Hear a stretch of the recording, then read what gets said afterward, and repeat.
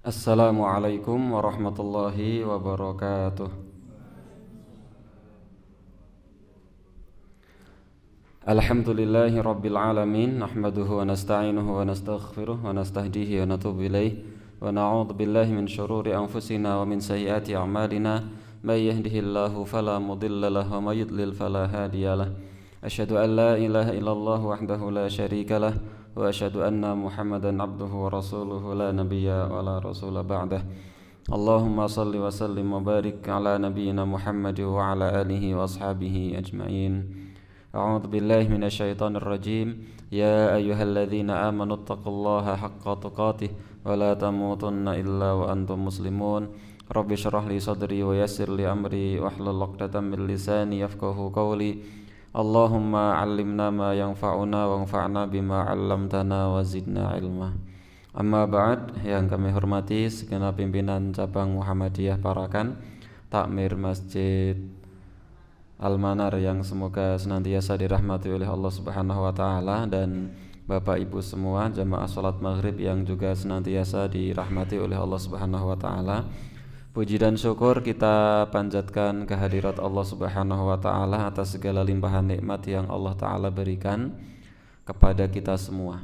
Nikmat sehat, nikmat sempat, nikmat iman, Islam, nikmat kesempatan dan segala kenikmatan yang Allah taala berikan. Semoga kita bisa menggunakan kenikmatan Allah itu untuk menambah taatnya kita kepada Allah. Salawat beriring salam semoga senantiasa tercurahkan kepada uswah kita, teladan kita, baginda Nabi Agung Muhammad sallallahu alaihi wasallam, keluarganya, sahabat-sahabatnya, para tabi'in, tabi'ut tabi'in, dan seluruh umatnya yang istiqomah menjalankan agama Islam sampai datangnya hari kiamat kelak. Bapak Ibu yang semoga dirahmati oleh Allah Subhanahu wa taala, kembali menggantikan Ustadz Agus di malam hari ini. Kita akan kembali membacakan tulisan Imam Az-Zahabi dalam kitabnya Al-Kabair. Malam hari ini kita membahas dosa besar yang ditulis oleh Imam Az-Zahabi, yaitu An-Nammam. An-Nammam. An-Nammam itu adalah orang yang melakukan namimah. Itu namanya Nammam. Orang yang suka melakukan namimah. Nammam.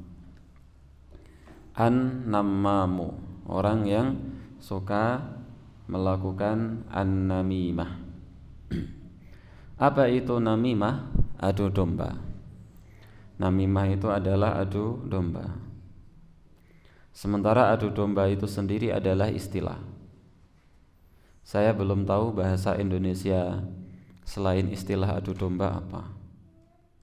Karena adu domba itu istilah. Adu itu mengadu, domba itu wedus. Adu domba itu berarti mengadu wedus, kambing. Nah, tetapi istilah adu domba ini kemudian dikenal dengan orang yang kemudian datang ke satu orang, mengadu antara dia dengan orang lain, dan datang ke orang lain mengadu antara orang lain tersebut dengan orang yang tadi. Itu adalah adu domba. Padahal yang diadu ya orang. Ini hanya istilah adu domba. Dalam bahasa Arab dikenal dengan istilah namimah. Dalam bahasa Arab dikenal dengan istilah namimah. Nah, an-nammam sebagaimana yang tertulis dalam buku itu, dalam kitab itu, adalah orang yang suka namimah. Itu nammam. Perbuatannya namanya namimah. Orang yang suka melakukan namimah namanya nammam. Gitu. Nammam, orang yang suka melakukan namimah, ini termasuk orang yang melakukan dosa besar. Karena namimah itu adalah dosa besar. Dosa besar dalam agama Islam. Kenapa namimah masuk dalam kategori dosa besar? Hal ini berdasarkan beberapa dalil, baik dari Al-Quran maupun As-Sunnah, serta penjelasan dari para ulama.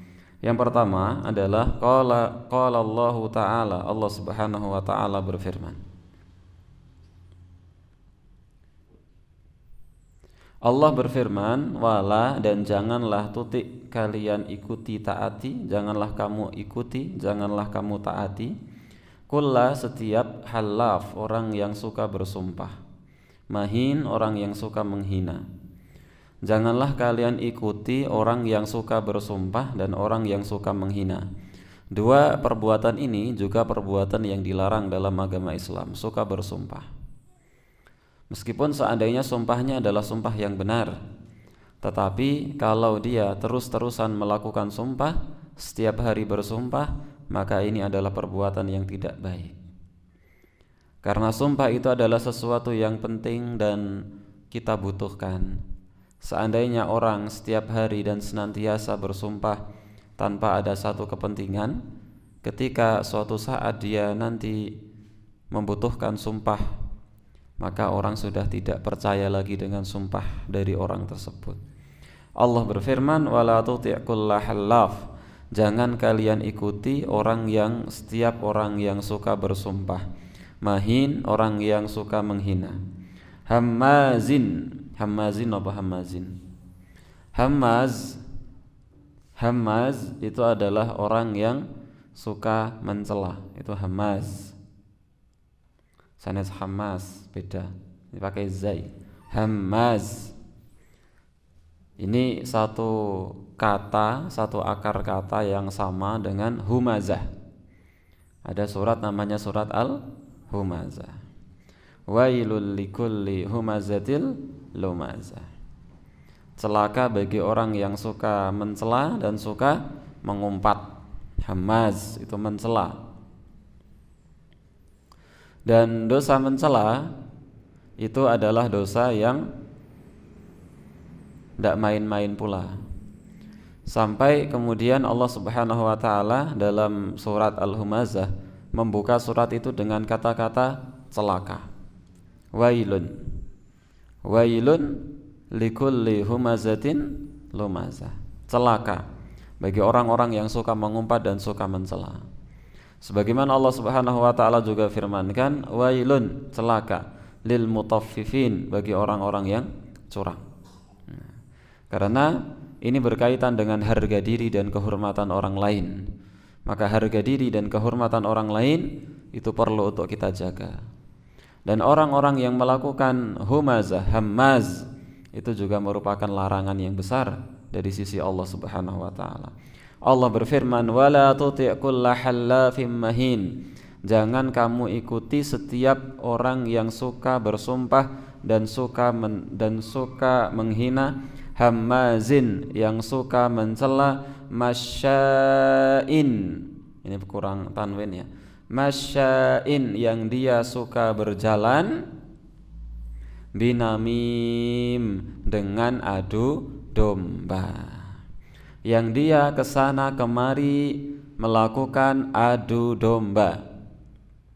Allah firmankan, wala tuti', jangan ikuti, kulla hallafin, setiap orang yang suka bersumpah, mahin, setiap orang yang suka menghina, hammaz, orang yang suka mencela, masya'im binamim, dan jangan ikuti setiap orang yang kesana kemari melakukan adu domba. Ini dilarang oleh Allah Subhanahu wa taala, dan ini Allah Subhanahu wa taala firmankan di dalam Al-Qur'an surat Al-Qalam ayat 10 sampai 11. Surat Al-Qalam itu di dalam ayatnya ada ayat yang menjadi slogan bagi salah satu artom Muhammadiyah.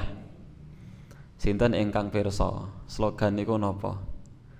Di dalam surat Al-Qalam menjadi salah satu slogan bagi salah satu organisasi otonom di Muhammadiyah, yaitu surat Al-Qalam ayat Nun wal qalami wa ma yasturun.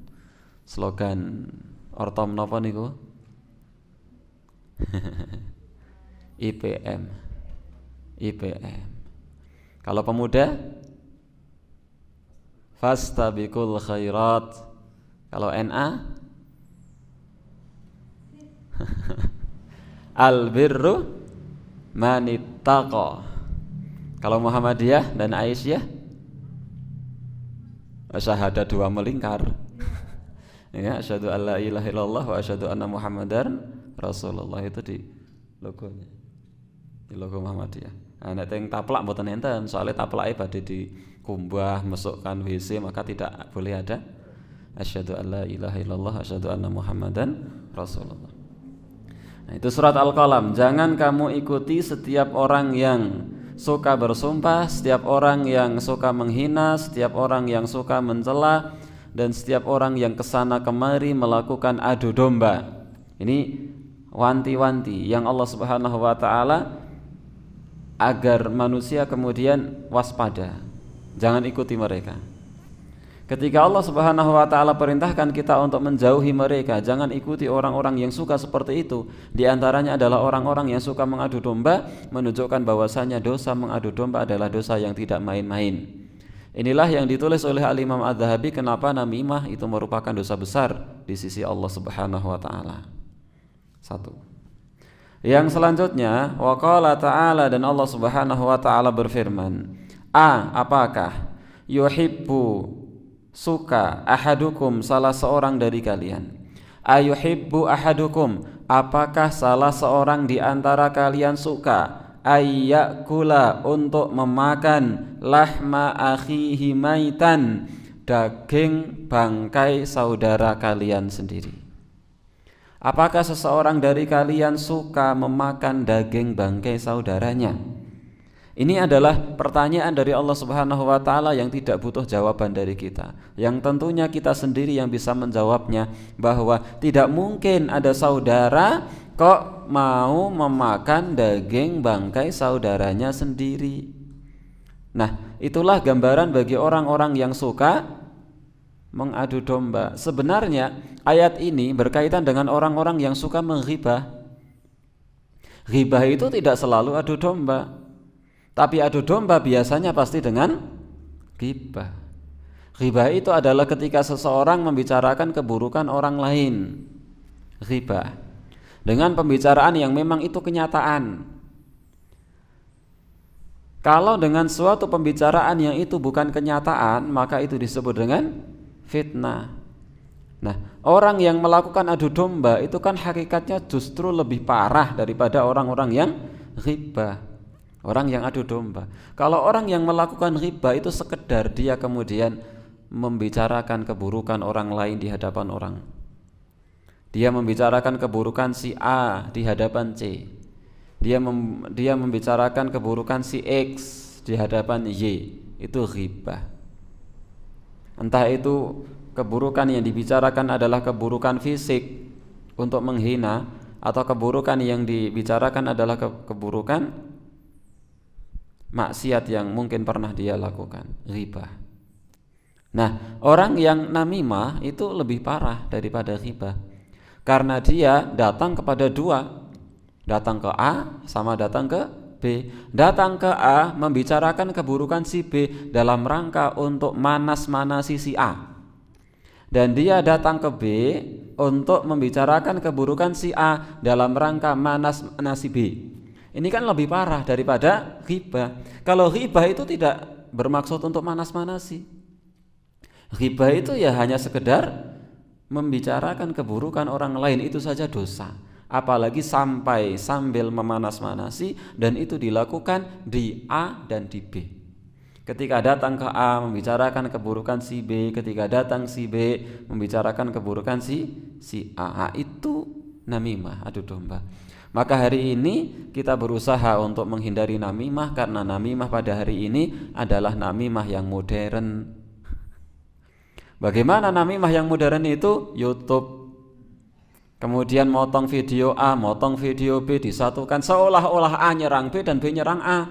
Padahal A itu sama sekali tidak nyerang B, dan B sama sekali tidak nyerang si A. Tapi di edit sedemikian rupa, dipotong-potong sedemikian rupa, hingga seolah-olah A ini menyerang si B dan B menyerang si A. Itu orang yang melakukan namimah. Kalau kita mendapati ada video seperti itu dan kita ikut menyebar, dosanya sama, namimah. Rasul sallallahu alaihi wasallam kemudian menjelaskan bahwasanya orang yang mengajak kepada satu keburukan, falahu ismun, dia mendapatkan dosa, mithla athami man tabi'ah, seperti dosanya orang-orang yang mengikuti. Orang yang menunjukkan kepada satu dosa, maka dia seperti dosanya orang yang mengikuti. Kalau ternyata kemudian dia share dan dia kemudian diikuti, share-nya itu di-share lagi jadi viral, maka dia telah andil dalam keviralan sebuah namimah, dan itu bahkan bisa lebih parah daripada namimah yang model zaman dulu. Karena namimah model zaman dulu yaitu urusan A sama B selesai. Ini kok namimah zaman biyen.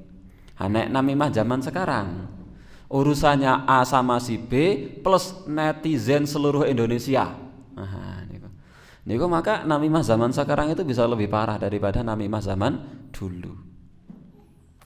Maka Bapak Ibu yang semoga dirahmati oleh Allah Subhanahu wa taala, kita perlu hati-hati untuk memilah dan memilih mana video yang kira-kira namimah, mana video yang baik, mana video yang buruk, boten waton viral ikut-ikutan.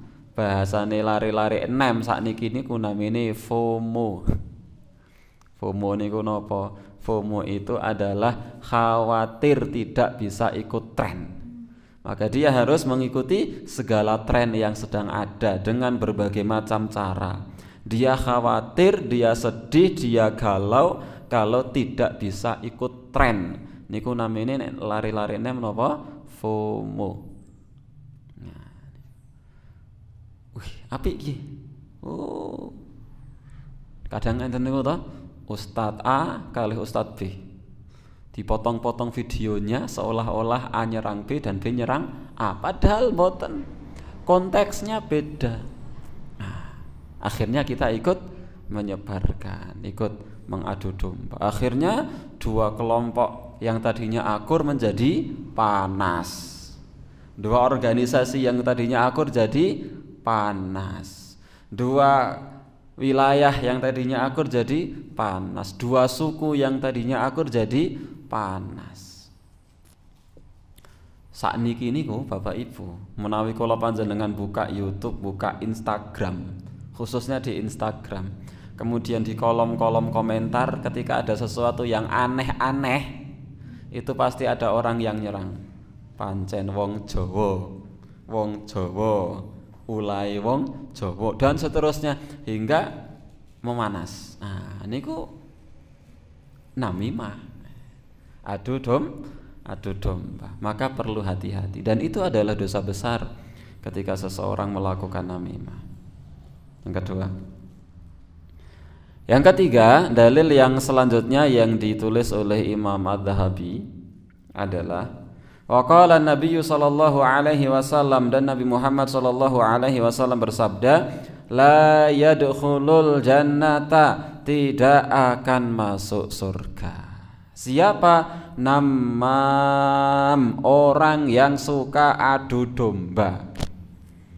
Jangan hanya karena ingin viral, jangan hanya karena ingin monetisasi, jangan hanya karena ingin mendapatkan viewer yang banyak, subscriber yang melimpah, kemudian menggunakan cara-cara namimah. Rasul mengancam mereka, la yadkhulul jannata, tidak masuk surga namam, orang yang suka melakukan adu domba. Kalau Rasul memberikan ancaman dengan ancaman tidak masuk surga, berarti ancaman yang luar biasa. Hako ancamannya tidak masuk surga. Nek ancaman, segala ancaman itu menakutkan, tapi ancaman yang sangat menakutkan itu kalau tidak masuk surga. Hapun ngalamat. Nek mboten mlebu swarga niku njuk mlebet pundi? Neraka. Seandainya ancamannya itu masuk neraka, itu ancaman ngeri. Seandainya ancamannya masuk neraka, ancaman ngeri. Tapi kalau ancamannya masuk neraka, masih ada kesempatan untuk masuk surga. Karena ada istilah syafaat. Ada orang-orang yang Allah akan keluarkan dari neraka untuk orang itu. Allah keluarkan orang itu dari neraka ada dalam banyak sekali riwayat yang sahih menjelaskan akan hal itu. Kalau ancamannya masuk neraka, ada harapan untuk masuk surga entah kapan. Tapi kalau ancamannya tidak masuk surga, wah, ini kok ngeri.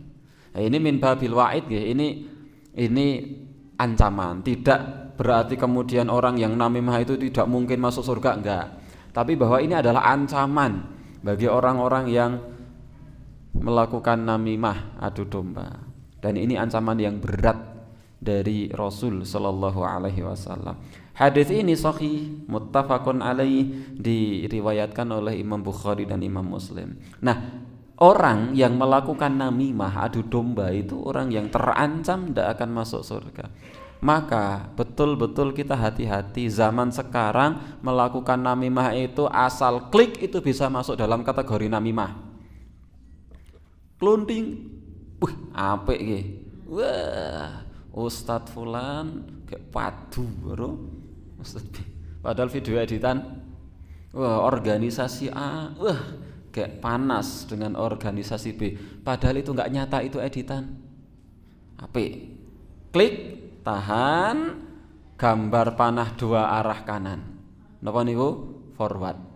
Terus grup keluarga, grup takmir, grup organisasi, grup napa mah alumni SMP, grup alumni SMA, sebar sebanyak-banyaknya, tinggal klik. Padahal itu adalah namimah, maka kita bisa masuk dalam kategori orang yang melakukan namimah dan ancamannya berat. Maka hati-hati, namimah modern itu gampang. Zaman dulu namimah itu butuh tenaga besar. Harus datang ke A, ngomongkan si B, manas-manas si A. Besok datang ke B, ngomongan si A, manas-manas si B. Sekarang dengan duduk berbaring kemulan, dia ternyata sedang melakukan namimah. Dan efeknya lebih besar karena berefek kepada orang se-Indonesia, sak jagat maya. Nah, itu yang ketiga. Yang keempat, dalil yang keempat, Rasul bersabda ketika marron nabiyyu bi qabrain, Rasul sallallahu alaihi wasallam itu lewat di 2 makam. Faqala, Rasul bersabda, innahuma, sesungguhnya keduanya penghuni makam itu, la yu'adzaban, sedang diazab. Wa ma yu'adzabani fi kabir, dan dia tidaklah diazab karena suatu permasalahan besar. Amma, adapun ahaduhuma, salah satu dari keduanya, fakana yamshi bin namimah, dia adalah orang yang berjalan dengan namimah, orang yang suka mengadu domba. Ternyata mengadu domba itu ada ancaman. Bapak Ibu, ancamannya bukan hanya di akhirat. Artinya ancamannya bukan hanya di neraka. Di alam kubur sudah dapat ancaman. Itu kan yang ngeri. Ancamannya itu bukan akan disiksa di neraka dengan siksa A, disiksa dengan B, bukan. Di alam barzah saja sudah disiksa. Di alam barzah, padahal alam penantian. Alam barzah kan alam penantian. Itu disiksa. Menunjukkan bahwasanya ini adalah dosa yang enggak main-main. Nah, ini namimah.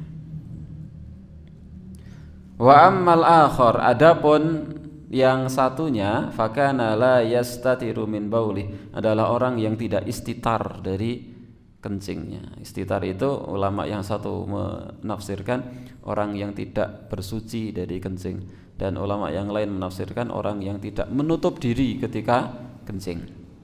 Dan ini pernah kita jelaskan kalau tidak salah. Muttafaqun alaih, hadis ini disepakati kesahihannya oleh Imam Bukhari dan Imam Muslim. Nah, ini alasan kenapa namimah dosa besar, karena ada ancaman. Dan ancamannya bukan hanya di neraka. Tapi ancamannya bahkan di alam kubur sudah dapat ancaman, sudah dapat adab. Nah, ini namimah. Ngatos-atos kalau ancaman. Termasuk saya, Bapak Ibu semuanya yang punya HP, semua gak ada HP sedanten toh? Semua gak ada WA toh? Nah, WA niku yang kemudian share link dari YouTube, share link dari TikTok, dari video reel Instagram, kemudian namimah ini dan itu. Wah, itu ngeri. Namimah zaman sekarang itu ngeri. Kita berlindung kepada Allah dari dosa namimah. Selanjutnya, wa qala an-nabiy sallallahu alaihi wasallam, dan Nabi sallallahu alaihi wasallam bersabda, tajidu, kamu mendapati, min syirarin nas, termasuk dari orang seburuk-buruknya orang. Kamu dapati di antara seburuk-buruknya manusia, dzal wajahain, adalah orang yang punya dua muka. Dua muka niku napa? Bermuka dua. Kalau berbadan dua, alhamdulillah, nikmat dari Allah. Ini bermuka dua, itu bukan nikmat, ini ya laknat. Allah alam ya. Seburuk-buruknya manusia adalah orang yang bermuka dua. Muka dua itu istilah dalam bahasa Arab, istilahnya juga bermuka dua, dzul wajhain, orang yang memiliki dua wajah. Bermuka dua itu istilah Indonesianya. Istilah Arabnya dzul wajhain, pemilik dua wajah, itu dzul wajhain. Jadi di dalam bahasa Arab itu ada istilah pakai dzul wajhain, orang yang memiliki dua wajah. Dzul qarnain, orang yang punya dua tanduk. Nah, itu nama seorang raja, namanya Raja Dzul Qarnain. Bukan nama asli, itu julukannya Dzul Qarnain. Di surat apa nih kok? Al-Kahfi nggih?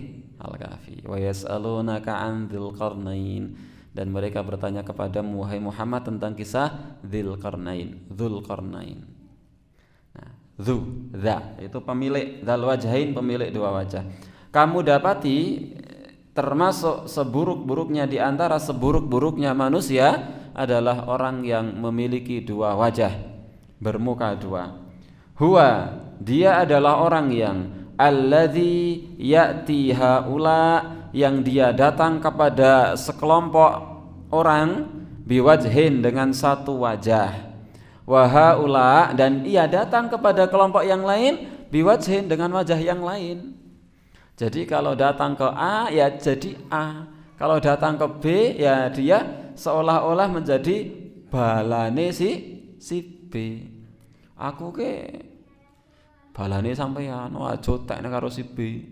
Datang ke kelompoknya si B, aku pokoknya karo sampeyan jotek nek karo si A. Ae ngopo? Itu dzul wajhain. Dan ini adalah sifatnya orang-orang napa?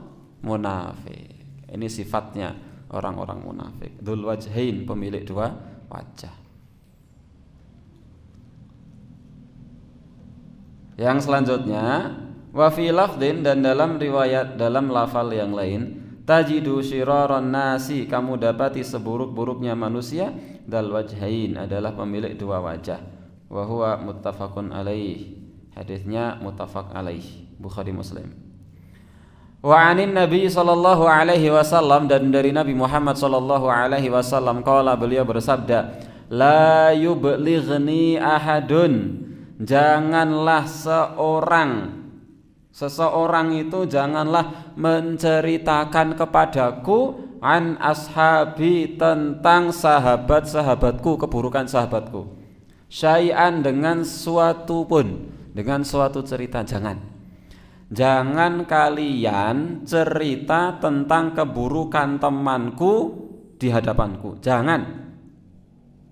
Fa inni, sesungguhnya aku, uhibbu, suka, an akhruja ilaihim, keluar kepada mereka, wa ana salimus sadri, sementara aku dalam kondisi hatiku, dadaku selamat. Jangan kamu ceritakan keburukan temanku di hadapan aku. Jangan. Karena aku ingin keluar bersama mereka dalam keadaan hatiku selamat. Dan terkadang kita sering suudzon kepada teman itu justru karena teman yang lain. Ada teman kita datang ke kita pas ngobrol sambil nongkrong membicarakan keburukan si A, B, C, D, E, kae A, kae wingi ini. Padahal ya ndak bermaksud untuk apa-apa, cuma cerita mawon si A itu wingi entos padu karo bojone. A kae wingi entos diomyang karo bojone, njur lunga ana 2 dina ora bali-bali, mandang bali tambah liseneni B, wah macam-macam. Sehingga kemudian ketika kita bertemu dengan mereka, hati kita kotor, hati kita akan batin. Oh kae sing wingi entos domyang bojone, oh kae sing wingi entos lunga ora bali-bali, oh kae. Sehingga ketika kita bertemu mereka, hati kita kotor. Karena apa? Karena ada orang lain bercerita kepada kita tentang keburukan teman-teman kita. Maka Rasulullah SAW memberikan wanti-wanti kepada sahabat-sahabatnya, jangan kalian bercerita tentang keburukan teman-temanku di hadapanku, karena aku ingin membersamai mereka dalam keadaan hatiku selamat bersih. Karena kalau kita tidak tahu keburukan orang, maka kita membersamai mereka dalam keadaan bersih. Nonton toh? Makanya jamaah itu kalau yang ngisi ustadz dari luar itu mantuk-mantuk, mangguk-mangguk, jajal sing ngisi ustadz, yang ustadznya itu dari kampungnya, yang dia tahu bagaimana kecilnya ustadz tersebut. Niku nek diterangke kali ustadz ini, wah biyen yo ijah cilike yo kaya ngono kae, biyen ijah cilike yo nyolong degan.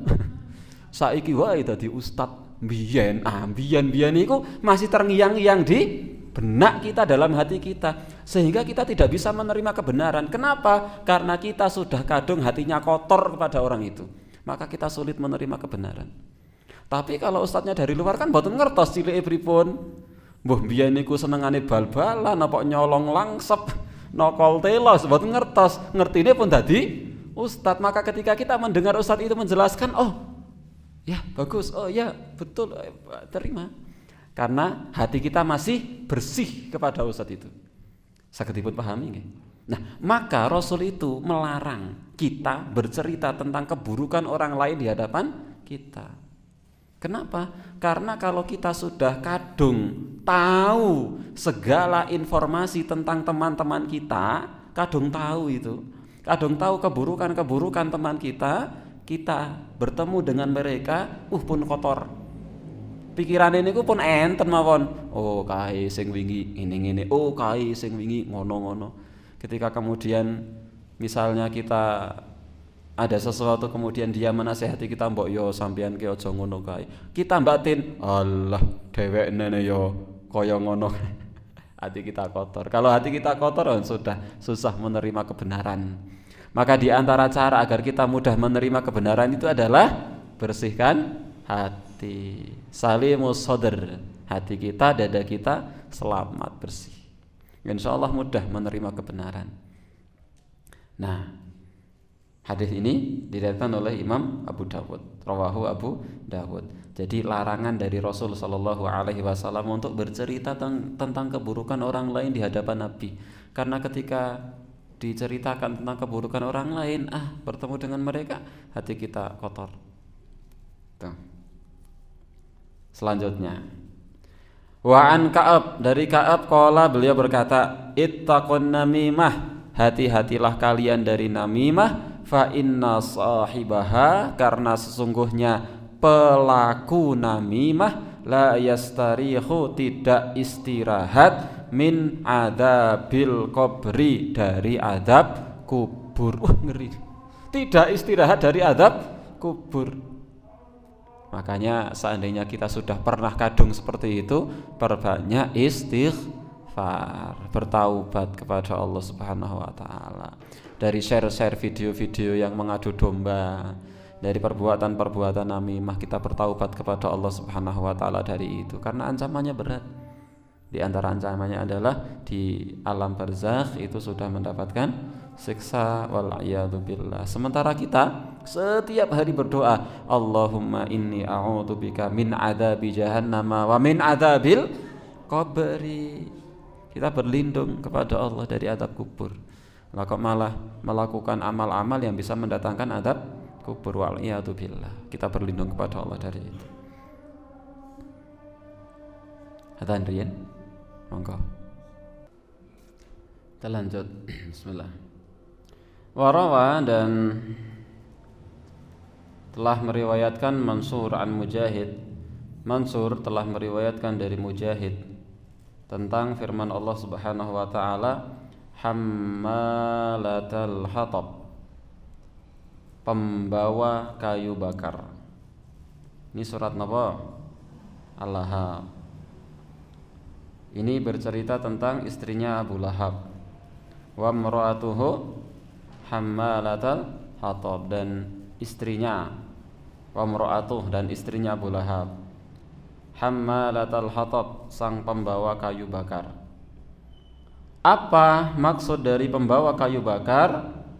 Qala, beliau berkata, Mujahid berkata, kanat, dia adalah orang yang tamshi bin namimah, orang yang berjalan dengan adu domba, orang yang suka melakukan adu domba.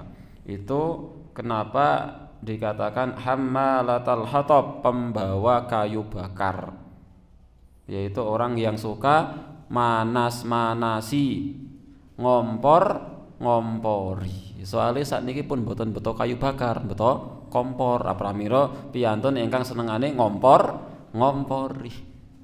Zaman biyen istilahnya hammalatal hatab, sang pembawa kayu bakar, Al-Lahab.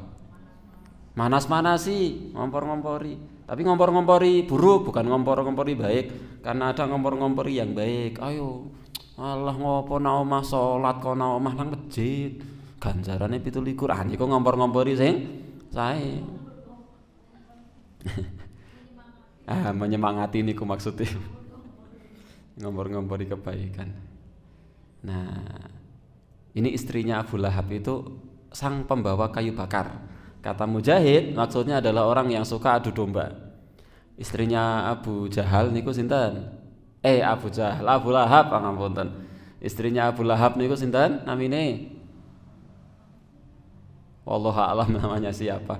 Tapi punya julukan namanya Ummu Jamil. Ummu Jamil itu istrinya Abu Lahab. Abu Lahab niku nggih nama aslinya sinten wallahu alam mboten ngertos kula. Tapi Abu Lahab itu julukan. Abu Lahab itu Pak D-nya Nabi. Itu Abu Lahab itu Pak D-nya Nabi. Pak D asli kandung, bukan Pak D nemu gede, enggak, bukan Pak D sepupu, enggak, Pak D kandung itu Abu Lahab. Kalau Abu Jahal enggak, okay? Kalau Abu Jahal itu bukan Pak D kandung, bukan. Abu Jahal itu ya beda. Jadi kalau Abu Lahab itu Pak D kandung dari Bani Hasyim. Bahkan Abu Lahab itu ya anaknya Abdul Muttalib.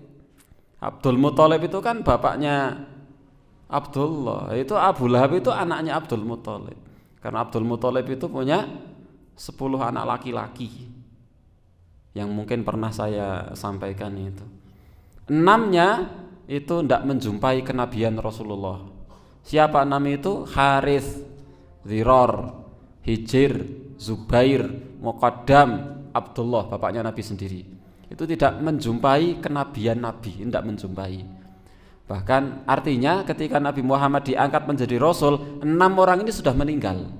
6 orang ini tidak tahu kalau Nabi Muhammad jadi Rasul, tidak tahu.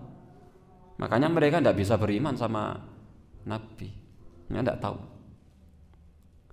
Adapun yang 4, itu menjumpai kenabian Nabi.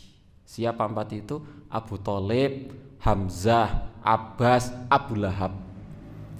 Itu 4 orang ini anaknya Abu Thalib semua. 4-4-nya menjumpai Nabi hidup, menjumpai Nabi jadi Rasul.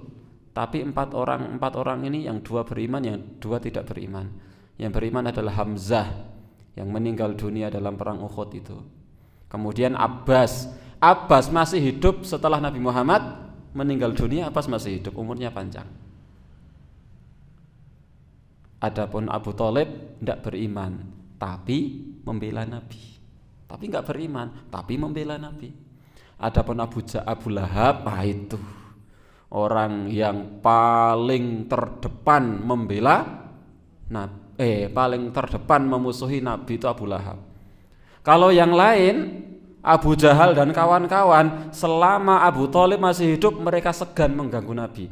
Paling-paling menghina, mencemooh, mencela, menghalang-halangi, tapi mereka tidak main fisik. Kalau main itu enggak sebagaimana ketika Abu Thalib sudah meninggal. Makanya kalau kita buka sejarah, orang-orang kafir Quraisy itu ketika ingin negosiasi sama Nabi itu datang ke Abu Thalib. Abu Thalib, tolong sampaikan itu kepada Muhammad, hentikan dakwahnya, macam-macam. Sampai terakhir Abu Thalib itu didatangi oleh orang-orang kafir Quraisy.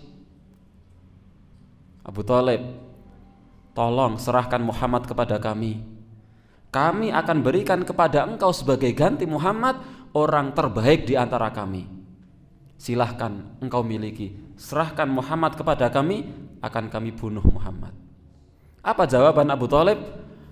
Kamu ingin berikan anak kalian kepada kami untuk kami rawat, dan kami berikan anak kami kepada kamu untuk kamu bunuh? Tidak mungkin. Bahasanya Abu Thalib, jongasi. Niku bahasanya kita ya, jongasi. Dan mereka memang itu lewat Abu Thalib. Jadi ketika ingin Nabi itu ada Abu Thalib itu mereka segan. Tapi kan Abu Lahab ya saudaranya Abu Thalib, makanya Abu Lahab ya nggak punya segan-segan sama sekali sama Abu Thalib kali adine dhewe. Makanya Abu Lahab itu mati-matian memusuhi Nabi. Sampai akhirnya Allah turunkan surat Tabbat yada abi lahabi wa tab. Apa ada Tabbat yada abi Jahal? Tapi Abu Lahab justru ada karena permusuhannya luar biasa. Ma aghna anhu maluhu wa ma kasab. Bahkan di surat pertama Al-Lahab itu kalau kita buka Quran, Tabbat yada abi lahabi wa tab. Itu kita lihat sebagai Al-Quran.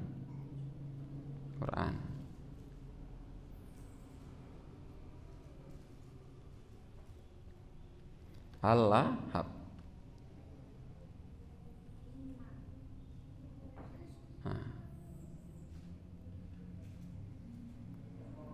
Wah.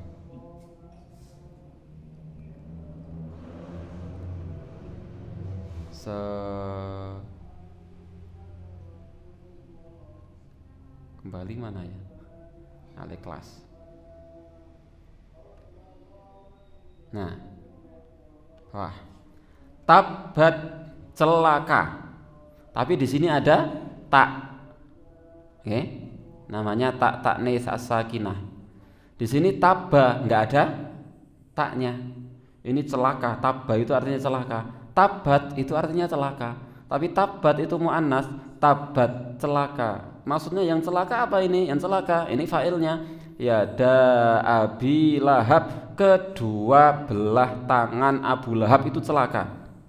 Wa dan tabba. Kalau tabba itu kembali ke Abu Lahab, dan Abu Lahab itu sendiri juga celaka.